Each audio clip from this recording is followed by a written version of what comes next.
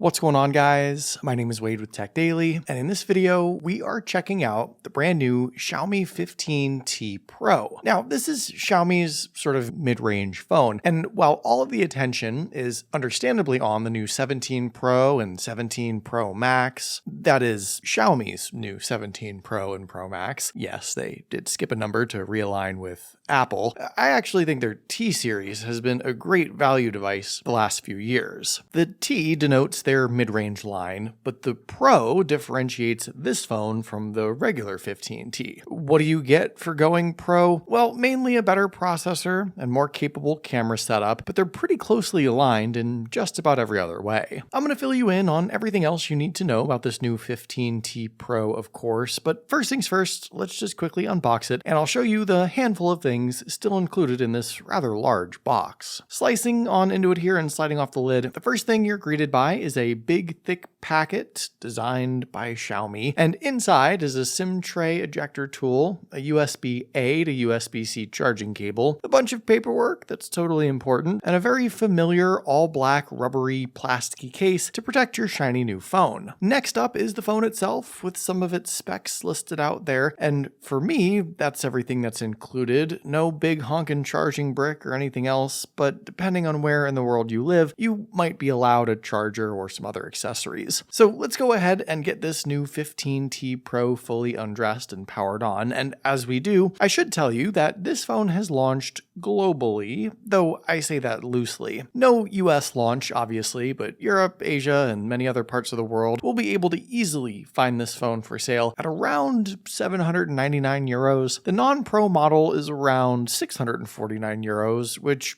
I gotta be honest, is certainly not cheap, especially with some currency conversions, though playing devil's advocate here, with the new 17 series starting at $1,000, like most flagship phones nowadays, it's still a couple $100 cheaper, but closer to the upper mid-range classification for sure, certainly not a budget device. So size-wise, the T series continues to grow larger and larger. This year, the 15T Pro is a whopping 6.83 inches corner to corner, and that's all screen. A smidge greater than 90% screen-to-body ratio and fairly even bezels all the way around. This is a big phone in the hand, even by today's standards. I'm basically used to the 6.5 to 6.7 inch range. I think most people are too, but it feels like 6.8 to 6.9 inches is slowly becoming the norm in the Android world, and it really is a handful. Around back, Xiaomi is calling this color Mocha Gold. A lot of people have comparing it to a certain other shade of gold on a certain other phone, but the 15T has a deeper, darker, and much sparklier finish that I think I prefer more. The back cover, interestingly enough, is a new fiberglass material. It's paired with an all-aluminum alloy frame and Gorilla Glass 7i over the display. It's an interesting combination of materials, truly. The phone still looks nice, it feels nice, it's only 1 gram heavier than the 14T Pro, even though it is quite a bit larger. It's also thinner than the 14T Pro. Thin seems to be in this year, so I have to mention that. I wouldn't call it a total redesign, but a refinement of sorts, with material choices that are maybe less premium overall, but still look nice, and are designed to actually be more durable. Its 3-lens, 4-circle Leica camera setup around back looks kind of similar to last year too, with again just a refined design. It's not quite a bulge, and its polished edge framing all around the lenses is kind of nice too. Taking a quick look around at everything else here, nothing really on the left side, just an antenna band. On the right side, volume and power buttons. Up top, a couple more antennae, and down below, the USB-C port, main loudspeaker, and the SIM card tray. This global version of the 15T Pro supports dual physical SIMs and eSIM, but there's no micro SD card support. And what I've always felt was pretty crazy, especially on the T series, is Xiaomi offers these phones with either 256 gigabytes, 512 gigabytes, or up to 1 terabyte of internal storage. Obviously, you're paying a pretty penny for all that space, but Samsung, for example, still starts at 128 gigabyte on their FE and flagship S25, and you can't even get 1 terabyte. So sort of interesting when you compare spec to spec. And I'll also just quickly say that at least on the global version of the 15T Pro, there's not a ton of bloatware or junk apps. I mean, there's a couple, maybe 6 or 7, but I feel like it was way worse in previous years. years. This phone does ship with a pre-installed screen protector, which you can kind of see there with a little edge around the selfie camera, and this phone once again has an optical fingerprint sensor under the display for unlocking, along with face unlock to get you into the phone fairly quickly.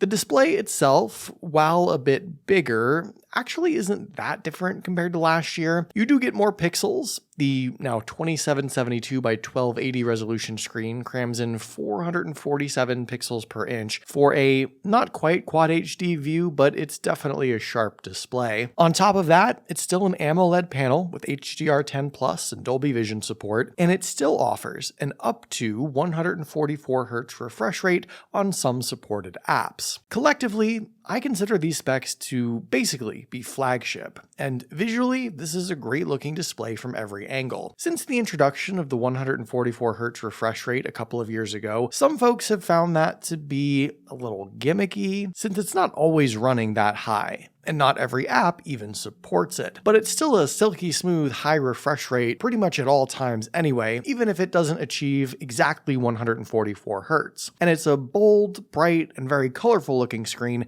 with a lot of settings to play around with to adjust the color if you want. I don't think there's much more that can be improved or upgraded here unless Xiaomi wanted to keep bumping up the brightness. And with phones like this having screens like this, I'm more so just kind of curious what will change with the viewing experience in the years to come, because I can't even creatively come up with anything that I'd like to see, especially considering the sub $1,000 price on this one. This is just about as good of a screen as you could ask for. The dual speaker setup on this phone is also quite good. Xiaomi likes to say it's Dolby Atmos supported, but I'll just say that the secondary earpiece loudspeaker is particularly loud, which helps the whole listening experience at high volume. And here's just a quick little sound sample so you can get an idea.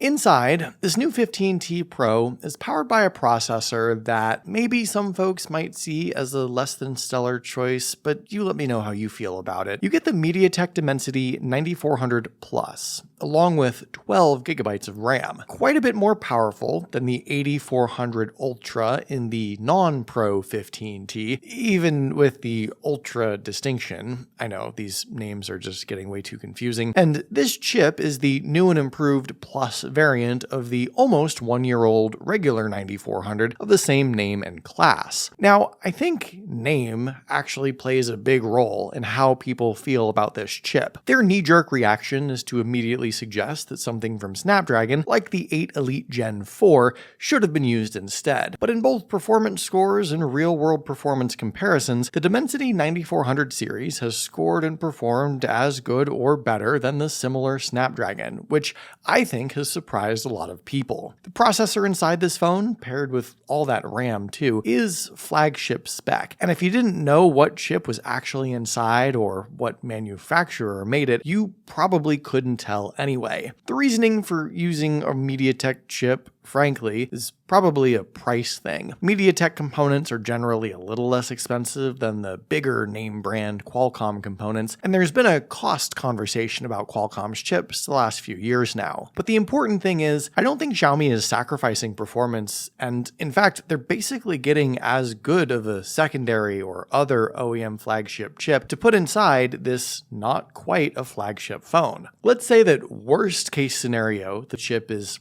5% off from the Snapdragon 8 Elite. If you save maybe $200 to $300 overall, that feels like a fair compromise. And again, some people have even felt that this category of MediaTek chip stays cooler, preserves battery life better, and performs just as good. With Xiaomi offering 4 years of software support, you can also consider this phone kind of a longer term play. I mean, it's a few years less than an actual flagship, but still okay. And again, similar to the screen, I don't really know what more Xiaomi could have even offered performance-wise to improve this setup. There still needs to be a distinction between this, the non-Pro phone, and the actual 17 series flagship, which ships with the 8 Elite Gen 5, by the way. And if this is the compromise they had to make for both cost and product alignment, I mean, I barely consider it a compromise at all. Also inside this phone is a pretty beefy 5500 mAh battery. Compared to, say, a similar sized Samsung like the S25 Plus or even the Ultra, that's at least 10% more capacity. And Xiaomi continues to offer some of the fastest charging speeds on a mobile device, though it's actually been nerfed a little bit this year for whatever reason. 90-watt wired, power delivery 3.0, and quick charge 4, that'll get you 100% in just over 30 minutes, and probably even more crazy,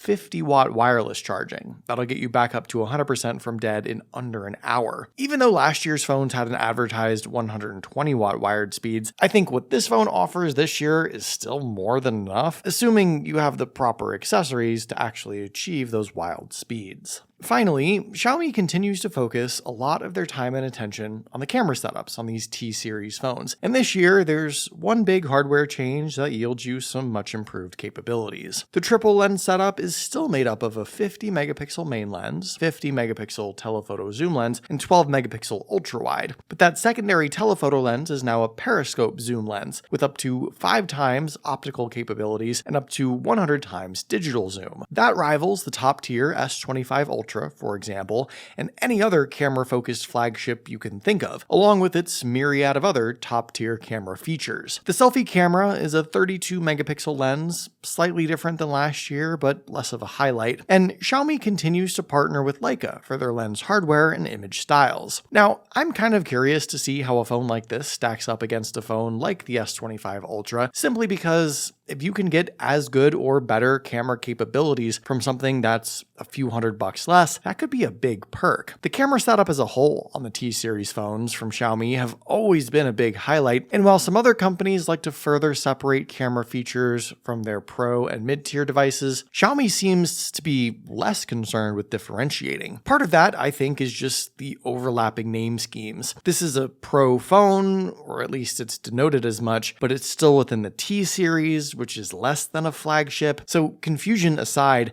I think having this level of camera setup makes sense, and it is becoming harder and harder to draw a definitive line between what's offered here and something with a 4-figure price tag. I personally feel that Xiaomi's T-series phones have always been a great overall value, especially if your immediate comparison is something else that has a comma in the price tag. But I know there are a million different mid-range and upper mid-range devices out there to choose from. So I'm curious, what do you guys think of this new Xiaomi 15T Pro? Is it something you're considering right now? Do you think it's a decent value? Let me know in the comments down below. I'd love to hear your thoughts, of course. Hopefully you guys did enjoy this video though. Be sure to follow TechDaily on Twitter and subscribe to the TechDaily YouTube channel if you haven't already, and I'll see you guys later.